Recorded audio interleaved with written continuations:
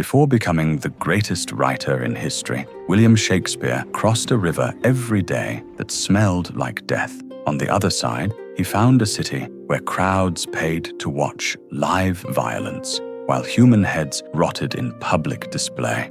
This is not the London preserved in school books.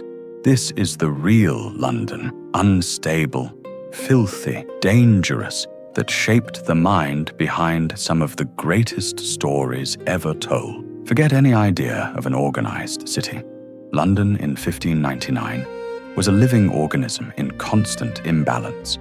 The air carried the weight of thousands of bodies, animals, and accumulated waste. The ground was not just dirt. It was a mixture of mud, organic remains, and everything people discarded without any sanitation system. The sound never stopped. Shouts, hammers, wooden wheels, vendors calling out their goods, arguments that easily turned into fights. Everything coexisted at once, without pause. And in the middle of this chaos, Shakespeare was not a distant observer. He was part of the system. Every face that passed him, every conflict, every extreme human gesture, everything was absorbed. There was no separation between life and work. What he wrote did not come from pure imagination, but from the daily repetition of this reality. The day began with the river. The River Thames was not just a transportation route. It was the final destination for everything the city rejected. Household waste, animal remains, accumulated garbage, and in many cases, bodies. The smell was not something you could ignore. It was a physical presence, almost tangible. Travelers reported sensing London before even seeing it, and yet the river was indispensable, dividing the city into two completely different worlds. To the north, areas like Bishopsgate maintained an appearance of order. To the south, Southwark operated under a different logic. It was there that the city's restrictions weakened, and prohibited activities found space to exist openly. The crossing between these two worlds was simple, but loaded with meaning. Shakespeare paid a penny to a boatman and crossed the river daily. It was a short journey, but it symbolized a profound shift, from restraint to excess, from order to chaos. Before reaching his destination, there was one point impossible to ignore: the London Bridge. More than a bridge, it was an extension of the city itself. Houses built side by side, shops compressed into minimal spaces, people living suspended over a structure constantly threatened by the force of the water. The sound of the river crashing against the pillars created a continuous roar, loud enough to disrupt any normal conversation. But what truly defined that place was not on the ground.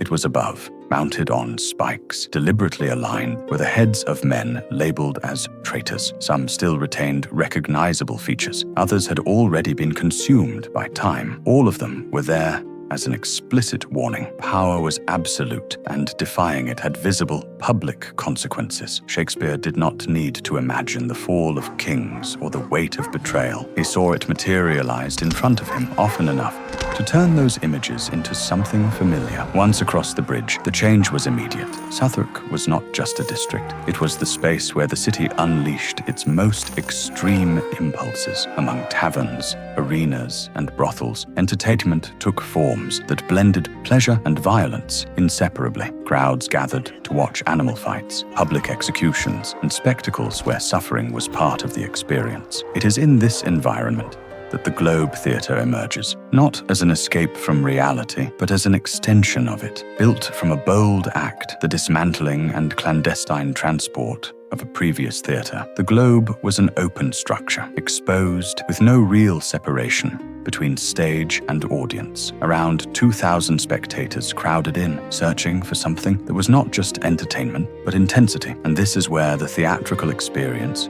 becomes unlike anything modern. The audience was not passive. They reacted, shouted, interrupted. If something failed, the response was immediate. Boos, thrown objects, collective impatience. Actors had no protection. They had to dominate the space, project their voices, and hold the attention of an unpredictable crowd. Behind the scenes, reality was just as harsh. There were no actresses. Female characters were played by young boys who had not yet gone through voice changes. Makeup, made from toxic substances like lead, caused cumulative damage to health. Performance demanded physical endurance and constant precision, and even this system, already so intense, was not stable because there was something greater. All of this could disappear overnight. All it took was a number. If weekly deaths exceeded a certain threshold, theatres were immediately shut down. The plague was not a rare event. It was a constant threat, invisible, unpredictable, uncontrollable. For Shakespeare, this meant forced silence. No performances, no audience, no income, but it also meant isolation, and it is during these periods that something different happens. Deprived of direct contact with that chaotic city, he turns inward. His texts gain another dimension, more intimate, more reflective, darker. Meanwhile, outside, medicine had little to offer. Treatments based on ancient beliefs, dangerous practices, and desperate attempts at control. Death was part of daily life, not as an exception, but as an expectation. And yet the city continued. Cheapside, the commercial centre, remained active. There, different worlds collided daily. Local merchants, foreign sailors, figures of the law, ordinary workers. It was a space where language mixed, transformed, reinvented itself. Shakespeare frequented these places not only as a participant, but as a sharp observer. Ordinary conversations, heated arguments, insults, jokes, everything was material. What would later appear in his character's dialogue did not come from abstraction, but from these direct interactions. It was there that language came alive. But there was an invisible limit to all of this, because above the chaos of the city, there was control. The court. The Queen was not just a symbolic figure. She represented absolute authority, and any form of public art had to pass through supervision. Before reaching the stage, each play was analyzed, filtered, adjusted. The danger was not only in what was said, but in what could be interpreted. To speak about the fall of a ruler, to question power structures, or to suggest political instability could be understood as a direct threat. And the consequences were not mild. Shakespeare understood this system perfectly, and because of that, he developed a strategy.